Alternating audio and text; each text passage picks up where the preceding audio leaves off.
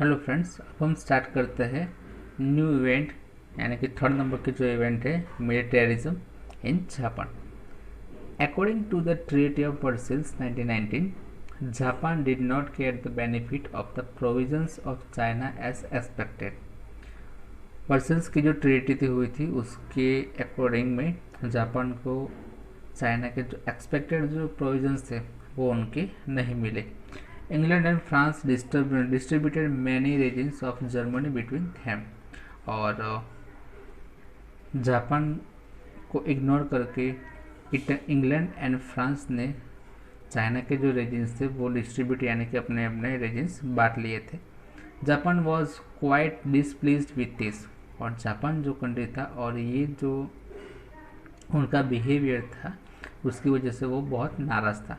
In the 1921 and 22 Washington meet, Japan had to agree to have only 35% of the English and American naval force।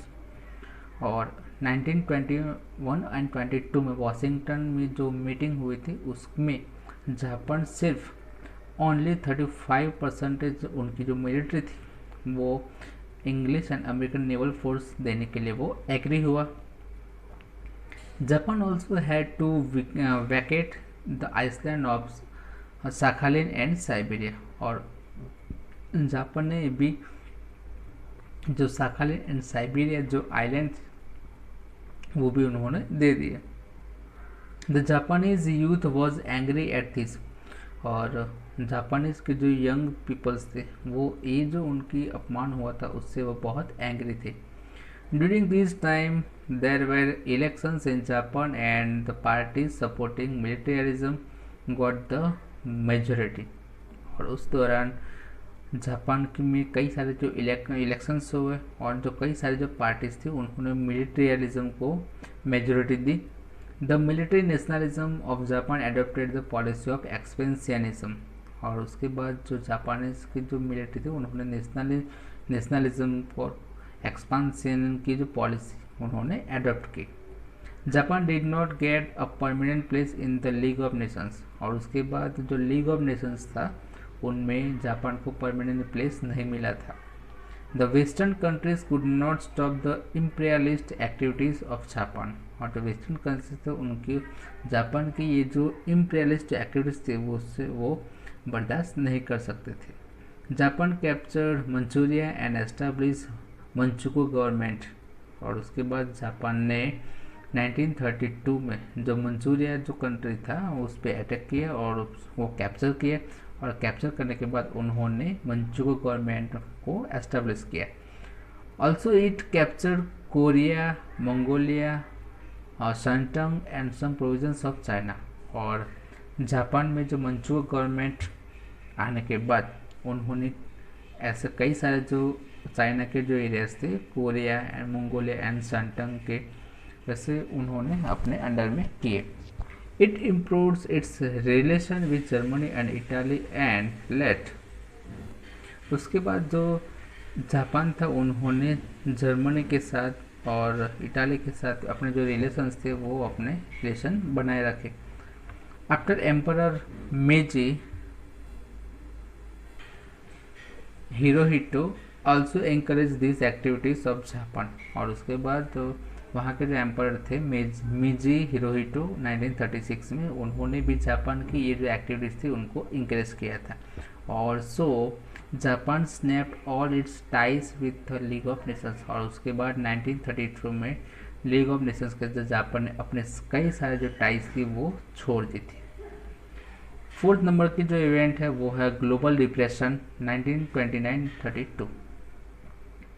The heads of most of the European nations had the belief that with the end of First World War, even the post-war problems of the world will come to an end।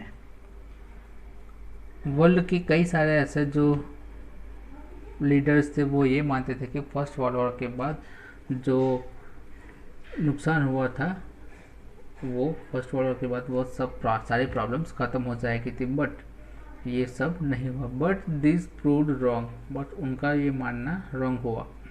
Suddenly a large number of shares began to be sold in the Wall Street stock market, accusing the stock market of crumble. और suddenly एकाएक जो America के जो wall street उसमें कई ऐसे सारे जो शेयर्स थे वो जब उनकी बहुत बड़ी कीमत थी, लेकिन वो उनकी जो कीमत अचानक ऐसे इमिडिएटली वो कम हो गई. This was called as a Wall Street crisis by the क्राइटिक्स.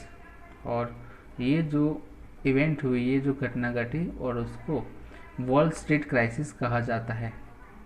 This crisis shook the whole world and shattered the economic condition of the nations. और ये जो क्राइसिस हुई उसकी वजह से पूरे वर्ल्ड को कई ऐसे सारे इकोनॉमिक कंडीशंस बैड हुए, giving the birth the great global depression. Most of the Nations of the world were affected by this. और ये जो वॉल स्ट्रीट क्राइसिस की वजह से कई ऐसे सारे जो कंट्रीज थे वर्ल्ड के वो इसके अफेक्टेड हुए.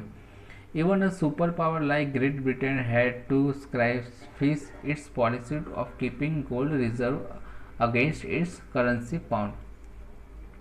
This affected the other nations of the world and international trade and industry. और इसके ये भी वॉल स्ट्रीट की वजह से कई सारे जो नेशंस थे उनमें जो इंटरनेशनल ट्रेड और इंडस्ट्री के भी वो अफेक्ट हुए थे. Prosperous nations like America also had to impose strict measures. और जो प्रॉस्परस यानी कि बहुत रिच माना जाता जो कंट्री था अमेरिका, वो भी ये जो सिचुएशन से उसको पास होना पड़ा. Global trade was reduce to half. और जो ग्लोबल का जो ट्रेड था वो रिड्यूस होकर वो हाफ से भी कम हो गया था. और so the world war two started getting its outline. और उसके बाद जो सेकंड वर्ल्ड वॉर भी स्टार्ट होने के लिए ये संभव यानी कि पॉसिबिलिटीज हमें दिखाई दे रही थी.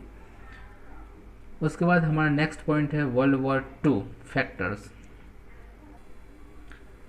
The seed for the world war two had been sown in the treaty of Versailles. Paris peace process had displaced many nations. First world war के दौरान जो ट्रीटी वर्सेस की जो ट्रेड हुई थी उसके दौरान ही सेकंड वर्ल्ड वॉर के जो सीड्स थे वो सोन किए गए थे. और पेरिस पीस प्रोसेस से कई सारे जो नेशंस थे वो नाराज थे. The events that happen after that lead to the world war. और ये ऐसे कई सारे जो इवेंट्स थी जो सेकंड वर्ल्ड वॉर की तरफ वो ये ले जा रहे थे. Causes of world war two. First world war के जो कॉजेस यानी कि जो रीजन्स थे वो यहाँ पे हमें डिस्कस करेंगे. फर्स्ट रीज़न है fierce nationalism. After the first world war fierce nationalism develop in Germany, Japan and Italy. First world war के बाद जर्मनी, जापान एंड इटाली में नेशनलिज्म का फियर्स स्टार्ट डेवलप हुआ. Germans could never forget and overcome the Italy of Versailles. और German जो peoples थे वो Versailles की जो ट्रीटी में उनका जो अपमान हुआ था वो कभी भी वो भूल नहीं सकते थे.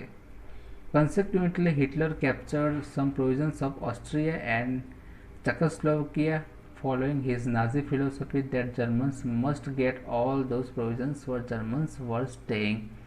और उसके बाद जो इटाली के जो हिटलर थे उन्होंने भी ऑस्ट्रिया और चेकोस्लोवाकिया को जो प्रोविजंस वो कैप्चर किए. और उन्होंने जो नाजी फिलोसफी ये भी मानते थे कि जर्मन्स को उनके जो प्रोविजंस थे वो लेने चाहिए और जर्मन्स पे सिर्फ जर्मन पीपल का हक होना चाहिए. Italy could not forget that it was ignore in the treaty of Versailles. और उसके बाद जो इटाली था वो भी ट्रीटी ऑफ वर्सेल्स के दौरान उनको जो इग्नोर किया गया था वो नहीं भूल सकते थे. Under the leadership of the fascist party, Mussolini started his fierce nationalism and adopted imperialist policies. और उसके बाद जो बेनिटो मुसोलिनी थे उन्होंने भी नेशनलिज्म को इम्प्रूव करने के लिए उन्होंने कई ऐसे सारे जो पॉलिसी एडोप्ट की. On the other hand from Asia Japan too gave it to imperialism, thus world peace was in danger. और उसके दौरान जो एशिया एंड जापान थे उन्होंने भी अपना जो प्रोविजंस बढ़ाने के लिए कई ऐसे सारे जो पॉलिसीज अडेप्ट की. और उसकी वजह से पूरे वर्ल्ड में जो पीस बनी रहनी चाहिए वो नहीं बनी रही। सेकंड हमारा फैक्टर है groupism. Since France was always afraid of Germany after the First World War, it entered into a treaty with Belgium, Poland, Romania and Czechoslovakia. जो फ्रांस था उसको हमेशा जर्मनी का डर रहता था फर्स्ट वर्ल्ड वॉर के बाद, और उसके बाद फ्रांस ने Belgium, Poland, Romania and Czechoslovakia के साथ उन्होंने ट्रीटी कर ली। और उसके बाद इटाली ने भी Czechoslovakia, Yugoslavia, Romania, Hungary, Greece, Turkey and Austria, ये सारे कंट्रीज के साथ भी ट्रीटी साइन की थी। रशिया ने भी Germany, Turkey, Lithuania and Iran के साथ ट्रीटी साइन की। उसके बाद रोम, बर्लिन, टोक्यो में एक्सिस जो ग्रुप था उनकी वजह से जर्मनी और जापान को भी उनको सपोर्ट मिला। और इंग्लैंड एंड जो फ्रांस थे उन्होंने भी अपने जो डेमोक्रेटिक वैल्यूज बढ़ानी स्टार्ट की। और जर्मनी ने नॉन अग्रेसियन ट्रीटी जो थी रशिया के साथ वो साइन की। और उसके साथ a whole atmosphere of fear spread in the world war. और उसके बाद जो कंट्रीज थे उन्होंने एक दूसरे के साथ जो ट्रीटी साइन की थी और उसकी वजह से पूरे वर्ल्ड में जो एटमॉस्फेयर था वो फियर का था, स्प्रेड आउट हो गया था। और उसकी वजह से जी सेकंड वर्ल्ड वॉर की पॉसिबिलिटी दिखाई दे रही थी। थर्ड नंबर का जो फैक्टर है वो है militarism. On one side efforts were being made to maintain peace after the first world war, whereas on the other side European nations were competing for ammunitions। First world war के दौरान एक side पे पूरे world में जो piece बने रहे वो मेंटेन करने के लिए वो कोशिश कर रहे थे, ट्राई कर रहे थे, लेकिन दूसरी साइड जो यूरोपियन नेशंस थे वो अपनी एम्यूनिशन कॉम्पिटिंग यानी कॉम्पिटिशन के लिए उनके जो सशस्त्रीकरण यानी कि जो वेपन्स थे वो उनका प्रोडक्शन वो कर रहे थे। The production of more and more weapons increased in all European Nations.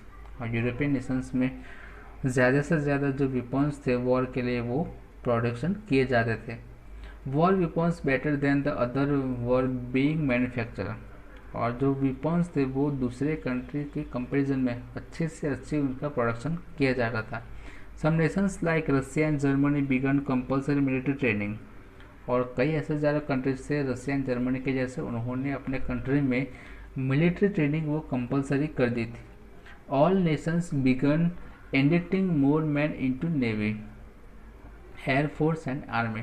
और ऐसे कई सारे जो नेशंस थे उन्होंने अपने नेवी, आर्मी, एयरफोर्स और आर्मी में भी उन्होंने पीपल्स को इंडक्ट किया यानी कि ज्वाइन करवाया। In the east Japan increase its military force finally in the world war two had declared when even England and France tried to equip themselves with war weapons। और उसके बाद finally जो Japan में भी जो military force थी वो increase उन्होंने की। और उसके बाद इंग्लैंड एंड फ्रांस ने भी अपने जो वेपन्स का जो प्रोडक्शन है वो स्टार्ट किया। और उसकी वजह से पूरे वर्ल्ड में सेकंड वर्ल्ड वॉर स्टार्ट होने की जो पॉसिबिलिटीज वो दिखाई दे रही थी।